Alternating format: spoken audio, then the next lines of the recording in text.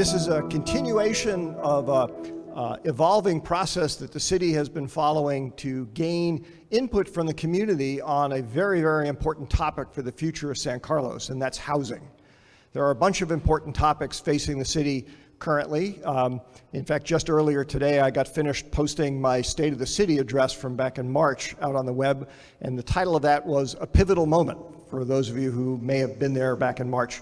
And this really is a pivotal moment for San Carlos. So really thank you very much for getting yourselves involved here and trying to help provide some direction for how we move forward. I want to thank my colleagues, Laura Parma-Lohan and Ron Collins, who are here someplace. There's Laura. Where's Ron? Well, oh, Ron's over there. Okay. Why are you hiding? Or you're near the dessert. Okay, got it. Okay, thanks. And I also want to thank, I know of at least one planning commissioner who's here tonight, Ellen Garvey. If there's anybody else from the Planning Commission, thank you again for coming. I'm happy to mention your name later. But it's really important that we have folks here. As I mentioned, this is a continuation of an outreach process that started some time ago. The city has already done a number of outreach efforts at the farmers market and at various times at Pete's Coffee. And we'll probably do some more after this as well, but it's definitely part of a continuum. This could not have happened, this entire process really could not have happened without the sponsorship of the Home for All organization, which is a really spectacular organization in San Mateo County focused on housing. And also with the facilitators, the organization who's facilitating the discussion tonight, Common Knowledge. And in fact, at this point, I'm going to turn the mic over to Susan Clark. I think I merged the two names. Yeah, I did. Sorry about that. Well, you're just going to have to change your names. But to Susan Clark to walk us through the next step. Thank you very much. Let's give the mayor a hand for the warm welcome. My name is Susan Clark. I'll be your lead facilitator tonight, but in fact, there is a whole team of people here who want to make sure you have a productive, constructive learning experience this evening. So first of all, I want to acknowledge our colleagues from the Peninsula Conflict Resolution Center.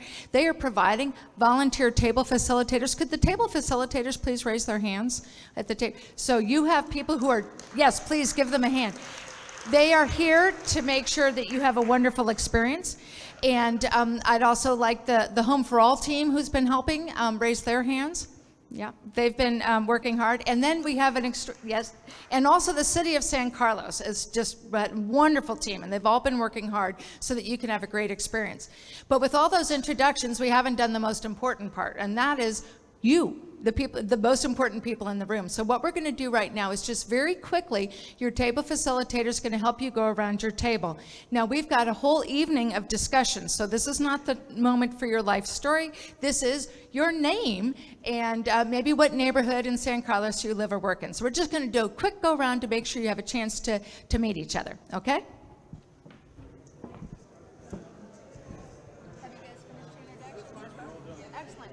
Okay, it sounds like most of the tables have wrapped up, and if you haven't, we can come back to that. So we're going to invite the mayor back to tell us a little bit about our meeting goals. All right. Tonight is, you're going to see a lot of city staff people, some council members and whatnot, wandering around, listening in on conversations, because tonight is primarily a listening activity for city staff and for council members and ultimately the council to learn what you have to share with us about the future of housing and housing policy in San Carlos. That's probably the key thing here, that this is a conversation about housing, and it's a learning experience for us. The important thing one other very important thing I want folks to be aware of, you will notice that we have some folks here from Penn TV who are videotaping this event. However, all of the conversations that you'll be having with each other at the tables are not being recorded. So, I mean, there'll be commentary written down and input to be provided to staff and to the council, but the actual discussion you're having is not going to be recorded. So don't be surprised when you see the camera panning over. And with that, I think I will turn this over to Jessica, who will walk us through the rest of the outline for this evening. Thank you. My name is Jessica Stample-Mullen. I'm the program manager for Home for All, San Mateo County. It's a community-wide initiative that we work with all of our community partners to look at ways in which we could produce and preserve housing here in San Mateo County. Home for All was an initiative that was launched out of our Closing the Jobs Housing Gap Task Force that the Board of Supervisors convened in 2015 and 2016 to really bring our community members together to sort of think about creative ways in which we could produce and preserve housing at all income levels. And the three primary ways in which we do that through Home for All is through education, sort of looking at best practices, what other jurisdictions have done to be able to produce and preserve housing, through innovation, looking at creative housing solutions around funding, production, and really sort of thinking creatively about how our communities could identify solutions that really work for them to be able to produce housing. And then lastly, convening, bringing our community members to sort of talk through some of those creative strategies and really expanding the community conversation to have residents be part of those discussions about what housing means for their community and what are some solutions to move forward. And that's where this community engagement program has evolved. San Carlos is the 10th city that we've worked with here in San Mateo County to have these types of conversations. So we really thank all of you for coming down and sharing 2 hours of your evening with all of us to really talk about what are some things that San Carlos could do around housing going forward. We're not affiliated with any particular project.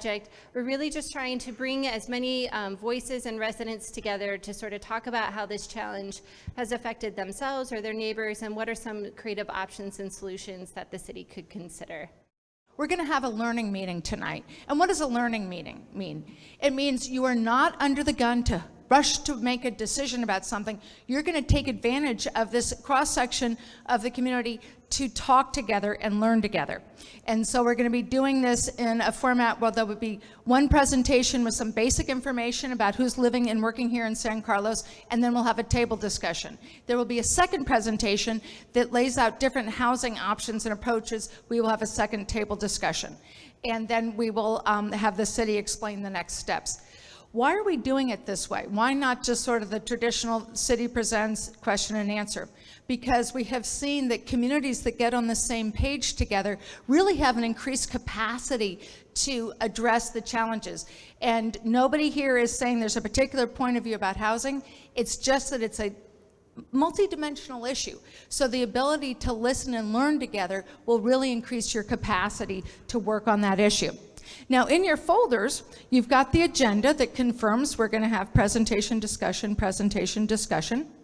You also have a fact sheet, which sort of summarizes the information that you're going to have presented to you on the PowerPoint. But the most important thing in your packet is the input sheet. So everybody get your input sheet out. That's the one, it's black and white, and at the top it lets you say, are you someone who's been spending a lot of time on housing issues, or maybe it's newer to you? We hope that we have a mix along that way. And as we go through the evening, you have the opportunity, it's not required, it's not an essay test, but if you want to add additional comments that amplify what's happening at the table discussion, we invite you to use that tool. Now, how are we going to take advantage of the people in the room and have this learning conversation together? We're going to use some conversation guidelines. So next slide.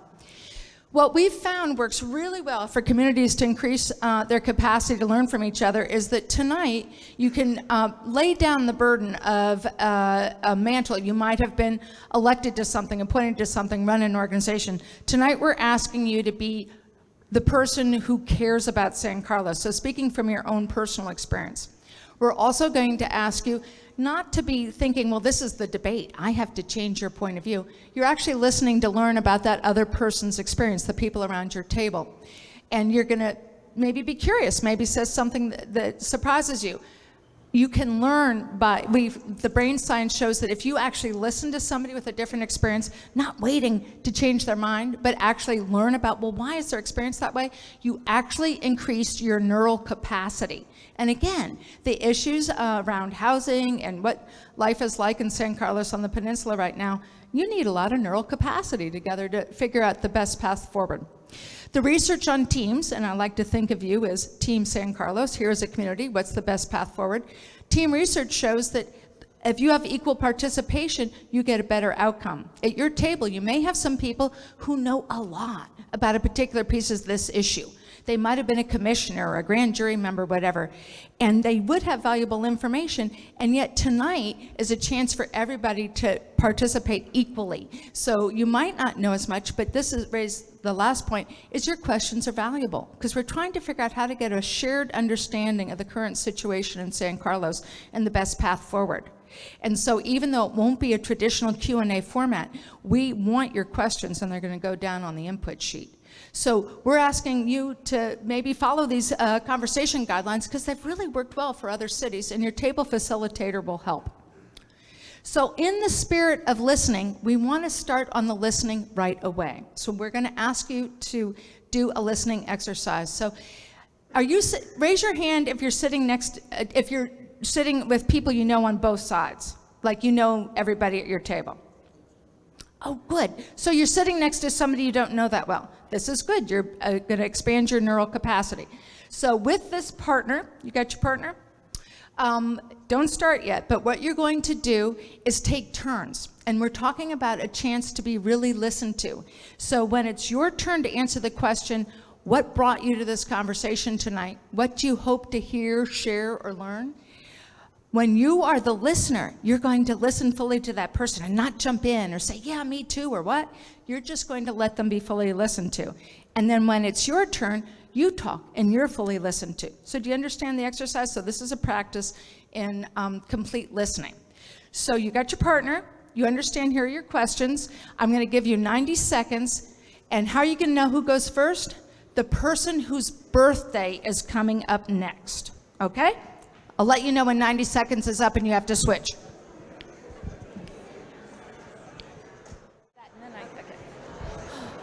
All right, that was 90 seconds.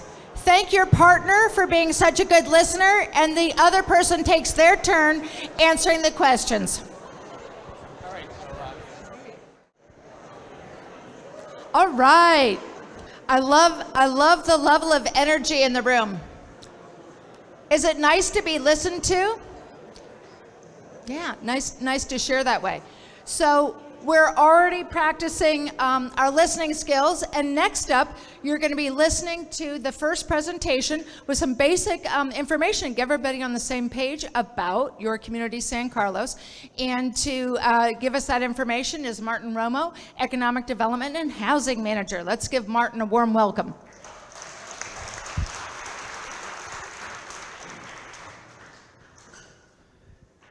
Good evening, everyone. So I am Martin Romo, Economic Development and Housing Manager. So before we begin our first roundtable discussion, we do want to provide a little bit of this contextual information. Next slide, please. So as we all know, San Carlos is perfectly positioned between San Jose and San Francisco, giving us that big city access, but we still retain that small town feel and charm that we all love. But we are part of this greater region, which has been very successful in recent years.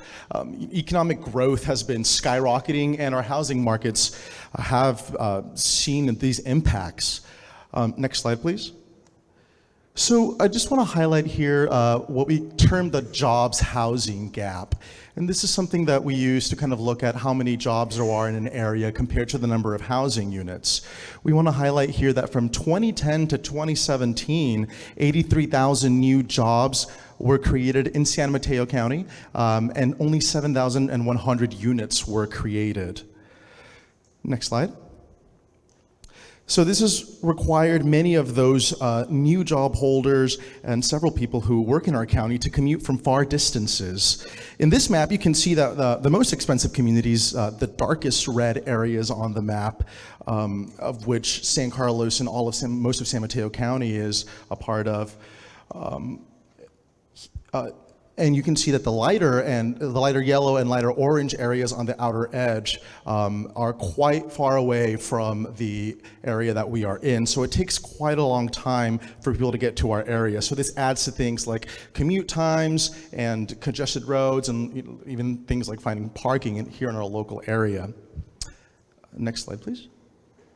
In San Carlos, there are about 15,000 people who are employed within our city limits, and about 92% of those people actually commute into San Carlos. Only about 8% actually live and work in the city. So that's how you see these impacts from all the other areas kind of trying to come into the city. Next slide, please. So a few key points that we'd like to highlight. Between 2011 and 2017, the median home price in San Carlos doubled, and the price for renting a two-bedroom apartment increased by about 66%. More than 210,000 people are commuting into San Mateo County as a whole.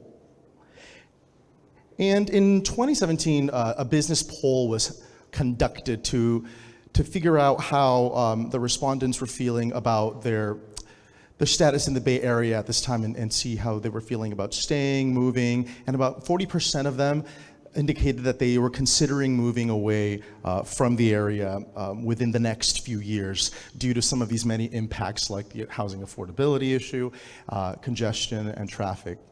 Next slide, please.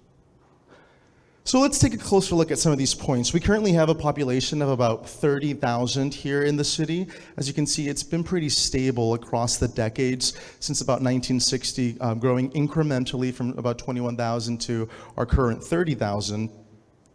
Next slide. And we've got about a median age of 42. You can see on this chart that we've got a pretty good distribution of different population buckets, which kind of indicates the diversity of our community and why it's such a family-oriented city. Next slide. In the city, we have a total of 12,000 housing units, and about 3/4 of those housing units are in single-family homes.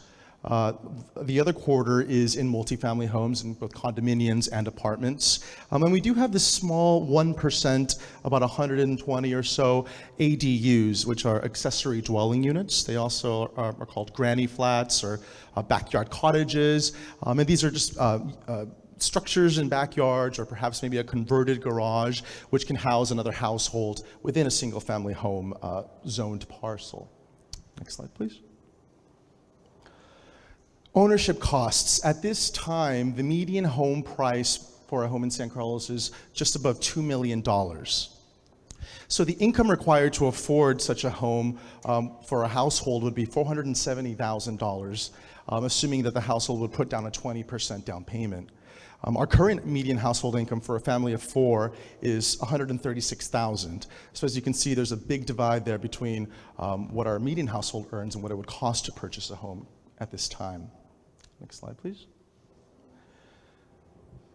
In order to rent, you have to be able to afford a $3,700 payment for the average 1-bedroom in town, and for a 2-bedroom, that number is currently at about $4,600 per month. Our city is divided into owners of their homes and renters. We've got about 71% that are currently owning, and then just shy of 30% who are renting. So prior to this meeting, the staff held a series of community outreach pop-up events throughout the city. On Sunday, October 20th, we were at the San Carlos Farmers Market with a booth.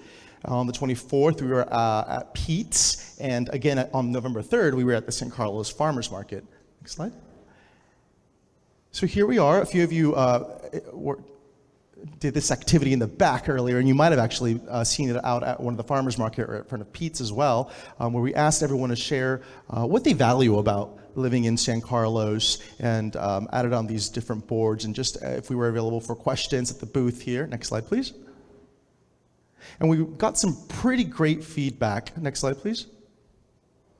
There were some common themes that emerged from these conversations. Everybody kept resounding that San Carlos is a great place to raise a family.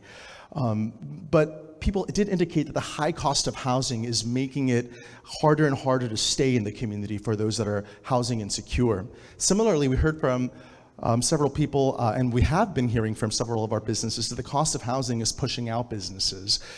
Several business owners are having difficulty retaining staff and are seeing a lot of staff turnover because of how expensive it is. The actual availability of housing is another challenge. It's no longer just as easy to find a unit when one goes out searching for one as it used to be. And traffic and road congestion, we heard that is really starting to hurt the small town feel that everyone really enjoys about this community. But overwhelmingly, what we did continue to still hear is that San Carlos is a wonderful community that has lots to offer. Next slide, please.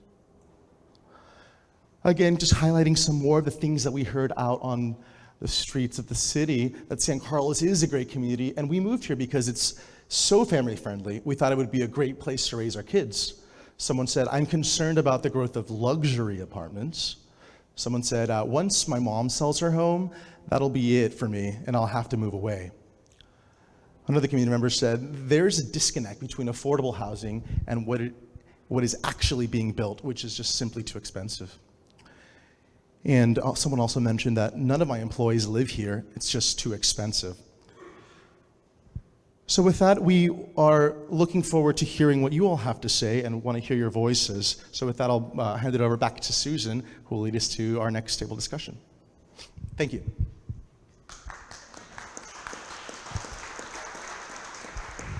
Thank you very much, Martin, and we're on to the next slide. All right, so as we described, you're going to be having a table discussion with your facilitator using the guidelines we talked about. And we're going to be asking you to talk about how does this issue of housing affect you and the people you know and care about in San Carlos? And also, what are your hopes for the future of San Carlos? You know, what do you want to preserve? What do you want to keep going that you value? And what do you think might need to be changed? So we're going to capture this input in multiple ways. Remember, you have this this input form where if you want to write something down very, very specifically, in addition to the table conversation, we urge you to do this. It's also a place where you can put detailed questions that may be beyond the scope of the table conversation. Also, I might not have mentioned that staff is staying afterwards to answer any detailed questions. So there's lots of different ways that people are trying to make sure you can have a good learning experience. Your table facilitator will also be taking notes on themes. They are not a detailed note taker. They're going to be listening for general themes coming up from the conversation. So the table facilitator, your notes, and then you may have noticed that William Cooley from Common Knowledge is floating around and taking photos. And if for some reason you would not like William to take your photo, just let him know.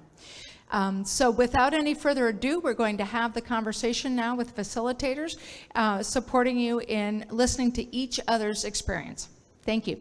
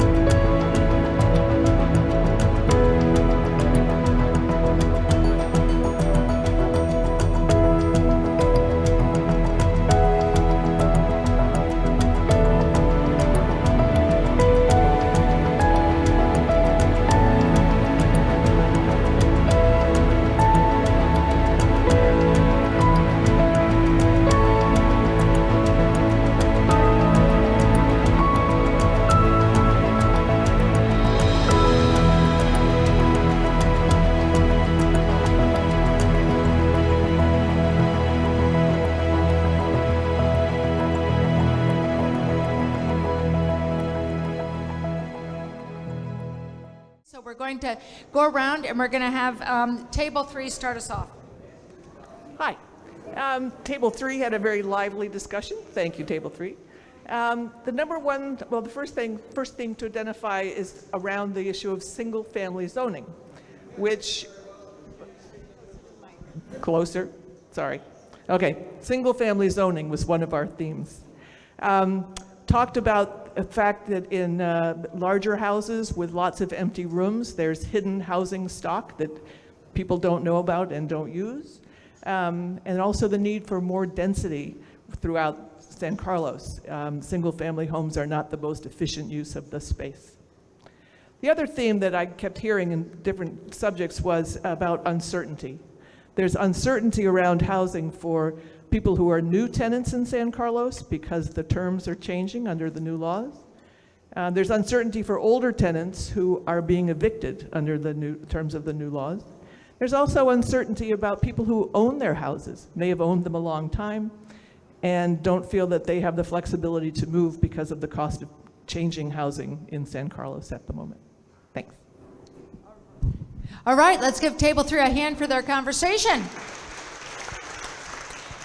Our table is blessed with people who've been in San Carlos for a long time, had a very profound impact on them of what's happening here in San Carlos now because they've seen the changes. We have 2 people who've been here 40 years, 20, 30 years here in San Carlos, so they've seen profound changes. One of the biggest ones I heard was that some of the folks at the table would like to be able to have their kids live here in town and at least give them the opportunity to be able to live here in town. I just don't see that happening.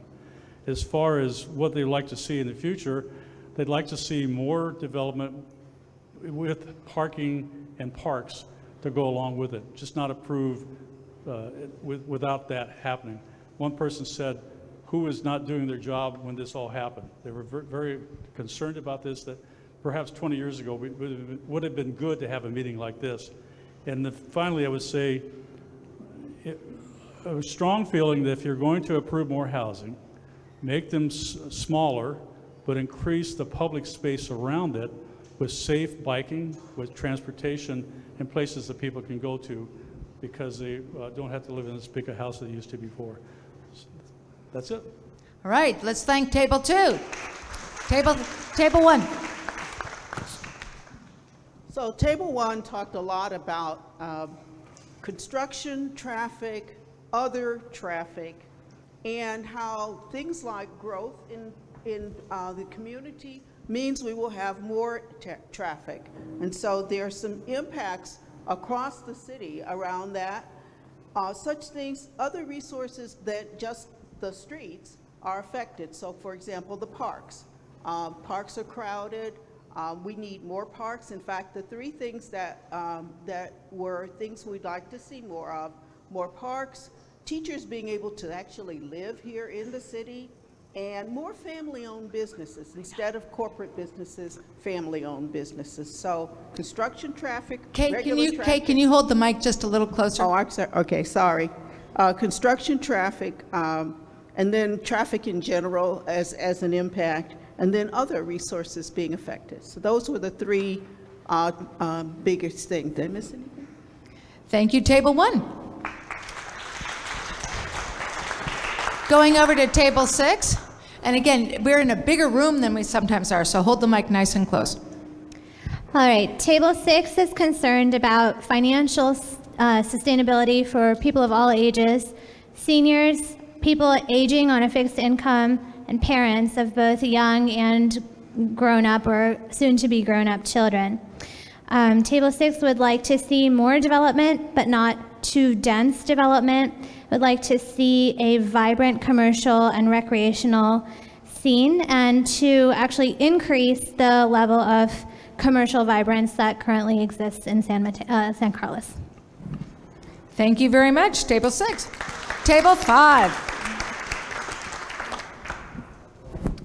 So our table had a very lively discussion, and I think it represented different sides of the same issues. On one hand, there was a recognition that the character and what people really like about San Carlos has a lot to do with the single-family, low-density way it was developed in the past, and that bringing more multifamily housing and more density could really hurt that. On the other hand, some of the people who have come here more recently say that, you know, just being here, even if it's in a multifamily or townhome or the higher density, maybe isn't so bad just to be able to live here.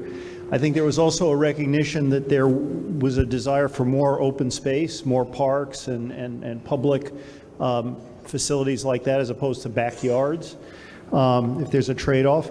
There was also a discussion about where to develop more. Do we allow some open spaces now to become developed with housing, or do we concentrate on, for example, the industrial areas to the east of El Camino? And that was an interesting debate. And obviously, I think everybody's concerned about the fact that a lot of the people who work here, service people, workforce type people, can't afford to live here. And that also hurts, things like schools. So that All right. was... Thank you, Table 5. On to Table 4.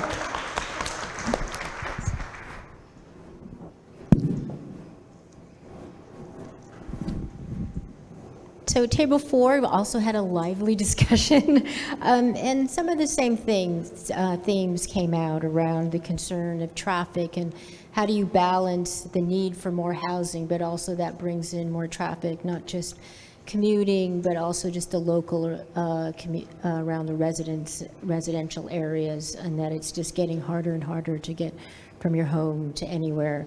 And the feeling of the need to provide more dense housing near public transportation and overall better public transportation, not just to get to work, but also how do you get from the hills down to downtown? Should there be shuttles? But what they do still like, and I think, is that kind of the small town feel and wanting to keep that. Would like some of the areas that are easy to walk around, and that we also needing better bike paths to be safe, so get some cars off the road. All right, thank you, Table 4. We're going to skip over to Table 10. And by the way, you'll notice that we don't have a formal break, so some of you are getting up and refreshing your sandwiches, and there's also a place to refill your water if you're thirsty. Okay, Table 10. Okay, Table 10. We have almost all homeowners at our table, most of which have been here quite some time. I think I'm just going to push on the hopes. One hope was that they'd like to see affordable housing for people who work in our community. They'd like to keep our good schools and teachers. We'd like to maintain green and open space where we can. We'd like more demographic diversity. We already talked about affordable housing. Even improve the infrastructure so that we can build this housing and what have you in the town. Some of the issues were the typical issue that we've had all along is a traffic issue, and the fact that businesses are having a problem to survive. All right. Thank you, Table 10. Table 9. Great discussion. Some of the highlights, concerns about commute for employees, affecting productivity, new buildings impacting that small town feeling, and some impact on the views from residents, concern about crowded downtown and parking, transit, mass transit is needed. Also, new construction wiping out businesses, businesses struggling to find affordable places, and some questions about is there rezoning benefiting more affordable housing, the use of the land, is it effective, and also impacts on schools. Thank you, Table 9. We've got two more tables. Number 8. Yes. So we have three main themes. One around families having to separate due to affordability. So we have a table of homeowners, and though they all own a house here, some of their children who have grown up have to move away because of affordability concerns, not only the housing, but also associated costs, like, for example, aftercare. The second theme has to do with divisions and stress in the community that are being caused by, let's say, tension between policies that are coming from other levels of government and not necessarily from the local government. So that is creating some divisions and tensions in the community. And the third theme has to do with the tension between the hope to preserve the small town feel versus the unavoidable growth that is happening, and how to find solutions that are equitable and that the burden can be equally distributed among all of the residents. And so how to find those solutions. Thank you, Table 8. Last but not least, lucky Table 7. Yes, well, we have a page and a half of the impact, but it's interesting what the flavor of our discussions turn to process. And so looking at trying to not only provide housing for all, really, but to develop a process for those who work here but cannot afford to live here, to have them engaged in a process of what their needs are and what kind of ideas they might have for influencing decisions. Secondly, to craft a process that enables concerned residents and those impacted by developments to influence the development itself regarding fire issues, flood, and the process of how the water flows down into other sections, congestion, traffic, and noise. And finally, to make sure that there's, again, a process that addresses adequate infrastructure to handle all the developments, storm drains, et cetera. So it's around process in each one of those areas. Thank you, Table 7. Give them a hand, too. What I really want to applaud is the caliber of the conversation, and also how the tables let the elected council members and other senior city officials listen, right? You weren't collaring them to have them answer everything. You were giving them a chance to listen to you, work together, and think together on the issues. So now we're going to have the second presentation, and I think Al's going to introduce himself, and you'll hear a range of housing options. Remember that you have some background information in your handout. And again, if questions are coming up, Al and Martin and the others are staying afterwards to answer detailed questions after your second discussion.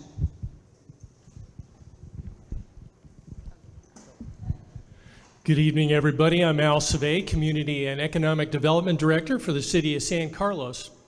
What I'm going to talk about tonight is our work plan on how to tackle some of the ideas that we discussed tonight. And the intent of what I'm going to talk about is to help you to reflect on what kind of community you want to be in the future, and to highlight some of the areas that you can have an active role in shaping this dialogue as we move forward. So we've broken our work plan down into 4 objectives, and what I'm going to do is, has anybody seen this spotlight that we sent out? And they should be good, and they should be there at your tables. And it's a little more robust discussion about these objectives, and they're outlined there. So objective 1, engage the community in dialogue about housing needs, challenges, and opportunities. And this is really the kickoff for our community this evening. Support existing development. I'll talk about facilitating the completion of projects that are currently underway. That's very important. Encourage affordable housing. This may be the greatest challenge for the city of San Carlos and the 9-county Bay Area region, not to mention the state of California. And there's a number of reasons that this is one of the biggest challenges, is to create affordable, essential workforce housing, not just overall housing supply, but to a diverse group of people. And finally, how do we use our land creatively? And I heard a lot of discussion at the tables with a lot of really interesting ideas, and so I'm going to try and touch on that briefly. So let's talk about our short, medium, and long-term goals, or short and medium-term goals. I'll talk about the longer ones later. And so we launched this program called Welcome Home San Carlos, and it's a community discussion, and we're starting it now. You saw from Martin that we've had tabletop things at the farmers market, and really we're, as noted earlier, we're trying to reach you and a lot of the stakeholders that we normally don't get to talk to. So one of the ways that that the state of California believes that the state can really have an impact on bringing workforce housing, essential housing to our communities is through these things called ADUs. And ADUs, as you may know them, they're called granny flats or second units and things like that.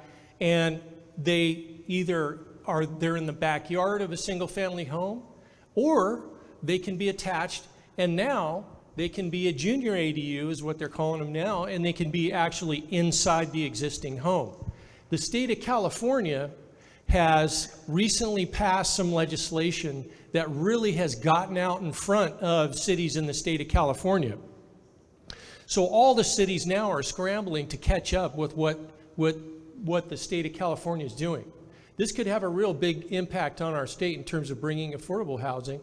And what we need to do as a city is bring our code up to date with the state. Now, the state has relaxed regulations for second units very significantly. They're saying now that you can't say no. You cannot say no to a second unit. They're reducing parking requirements and other things like that. And they're saying you can't limit the size of these units beyond a certain point. And, but the good news is that we believe that there are ways that we can take a fresh look at these things and build in design requirements to make sure that these blend in to our historic character of our neighborhoods and our single-family neighborhoods. They can be very attractive. Maybe you know of somebody, maybe you even have one in your yard or are considering putting one of these in your yard. And if you're interested, you can go to the next slide. We have this book that I think was passed out with your stuff this evening, should be, and if it's not, it should be back at the back. It's there we go, it's back in the back. And if you're interested in doing this, or if you know that somebody who is, what this booklet does is it provides you with a template to ask yourselves the questions, how you get step by step through the process to get a second unit built. And so it's a very good piece of information for you or one of your neighbors. Encourage affordable housing. The city council has taken a couple of steps to try and get out in front of this issue right away. And we've been talking, having study sessions with the city council members for a while in the community. And there was a couple of things that they believe were low-hanging fruit. And one of them was developers including below market rate units in their development projects. And right now, our city requires that any development, housing development project over 7 units has to have 15% of those units as affordable, and they have to be at different affordability levels. Not all cities do that. You'd be surprised. And you know, I meet a lot of city planners, they say, do you have we call them inclusionary housing elements or ordinances? And it's like, yeah, well, don't you? But a lot of cities don't. So there was a court case a while back that limited the city's ability to require below market rate units to be built in apartment projects. For instance, we could ask for it in market rate or for sale units. Next, please. So one of the things that the city council did is they took out a loophole that we had in our below market rate ordinance. And what that loophole did is it said, okay, developer, you're going to build all these homes. Well, you can either build them inside the development project that you have, or you can pay the city a fee. And then the city will find out a way to use that to create affordable housing. In almost every instance, the developer would pay the money rather than build the units in the development project. It's just because that's not the business they're in, right? There's a lot of great nonprofit organizations and people that do affordable housing, but the market rate developer, that's not of interest. So now what the council has done is they've said, no, can't do that anymore. You have to build the units in these development projects, and that way we can spread these below market rate or workforce housing throughout the community. Now, one of the things that we've noted in talking to the folks that are interested in workforce housing, below market rate housing, is, and we have a lot of these conversations, and in fact, you may or may not know, the city has a list of people who are interested in living in San Carlos, and they're below market rate folks. They want to live here, they can't afford it. And the list has gotten up to 2,000 people. And we talk to these folks. We get the phone calls. They're from all walks of life. And what we found is one size doesn't fit all, right? I mean, it doesn't in our own lives. And so how do we provide for housing at all income levels? That's a huge challenge. So let me give you some things to think about for your next tabletop exercise. Employee housing. I just saw it in the newspaper today where a school district was talking about housing for teachers. Here's a couple of examples: College Vista in San Mateo and Cañada Vista in Redwood City. And this is the community college district, and they're building teacher housing on property that they own or lease. Another concept is mixed-use housing, and we see a lot of mixed-use housing, for instance, on El Camino Real, in Belmont, in Redwood City, and essentially it's just mixing uses together, right? You have your residential on the upper floors, you may have retail or services on lower floors. In this case, at 707 Bradford in Redwood City, we have a senior affordable housing project with a daycare facility. Fantastic project. And so you can use them for different, you can mix the uses together, and we're seeing a lot of this near transit. Next.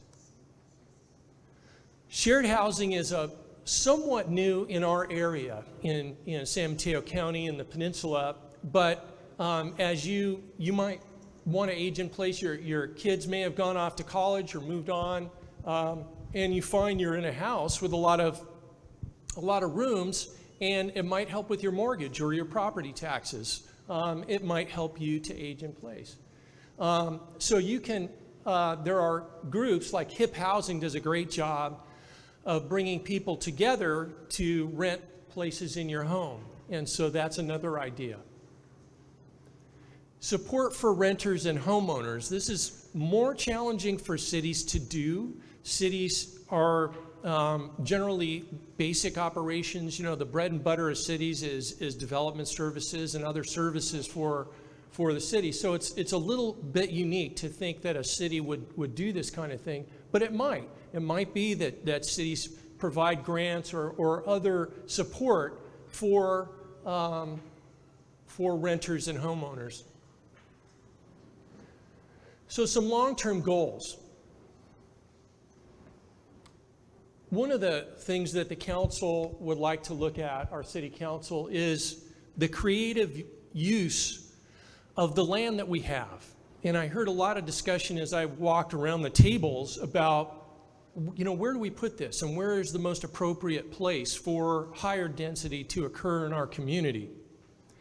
So one of the next steps that we'll be taking as a community is looking at creative uses in the land that we already have zoned for housing. Why?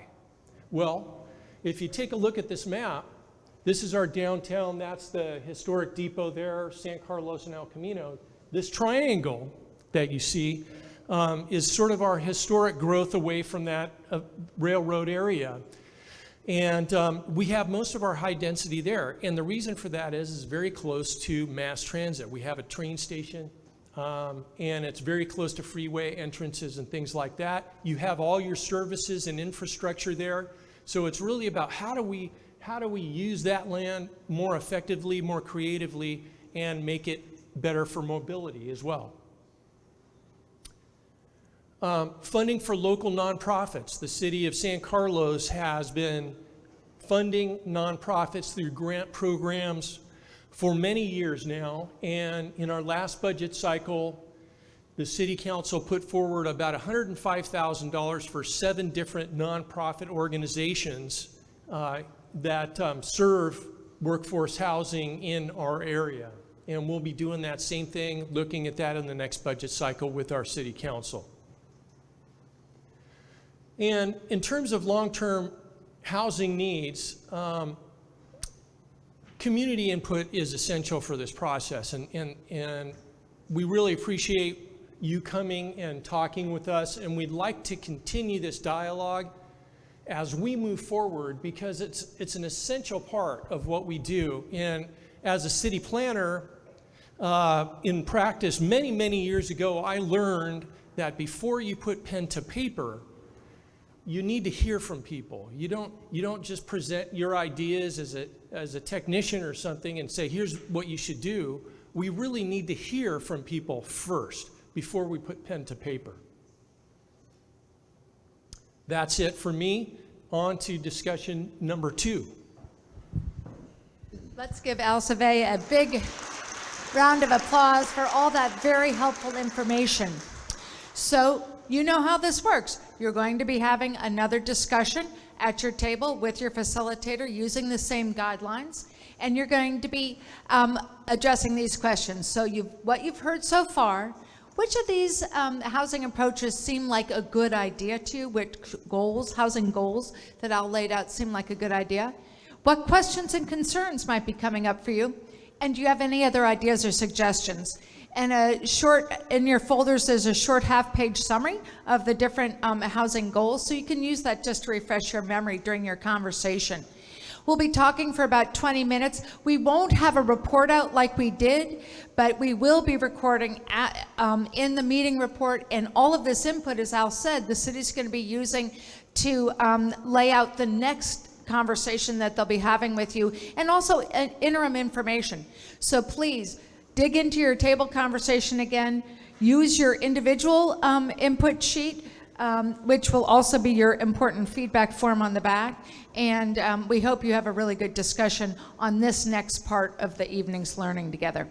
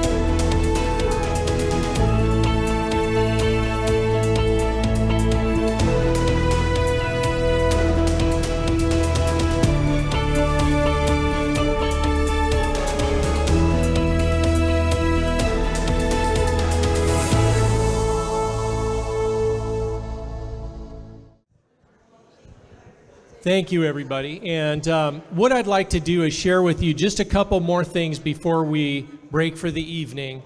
And in terms of next steps, we will email the results of this evening to the participants that have provided their email to us, or you can visit the City of San Carlos website and we'll upload some of the information that we have heard this evening.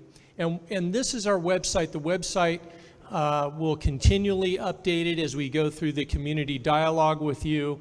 And so please visit our site. It will be an active, dynamic website. And we're going to have another meeting to further along, take it to the next level, and that'll be on Saturday, February 1st, to build on today's meeting. So what would I'd like to encourage you to do? Continue to learn. I think I learned a lot by listening to you this evening. Join the email list if you can. Share what you have at your holiday parties, cocktail parties, and meeting with your neighbors and friends. And please attend. We need your input. We want to hear from the community and from you. So again, please join us on February 1st. And I'm going to hand it over to Chair Olbert to close our discussion. Thank you. I just wanted to remind you, as we finish out the evening tonight, and add my thank you for the great conversation, the feedback form, whether you've been doing note-taking or not, on the back is your evaluation. And this is really, really important to the city and everybody who worked to get the conversation. As Al mentioned, there's going to be a conversation February 1st. Your feedback about what you enjoyed or what you'd like to see next time will be very, very important. So the mayor's going to do a final thank you, and then he's going to throw it back to the tables, and your facilitator's got just a final comment for you. Thank you, Susan. Thank you, Al. And thank you, everybody, for being here. I want to point out, by the way, before I get further into this, that my colleague, Sarah McDowell, I failed to point out that she was here. So, hello, Sarah. Hi. And thanks, too, for the folks from Penn TV, and particularly also for the folks from Common Knowledge and for Home for All for running this evening. It's been a great evening. So I'd like us all to kind of give them all a round of applause, please.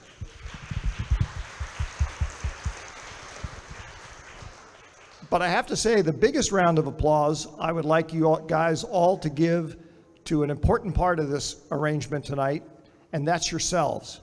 And the reason for that is I was noticing as I was walking around, listening in on conversations at various tables and chatting with some of my colleagues and city staff members, once again, San Carlos has risen to the occasion, and the sort of sensitivity and understanding of the complexity of issues and the need for nuance and thinking things through carefully shone through very brightly tonight. So please give yourselves all a big round of applause for doing a great job tonight.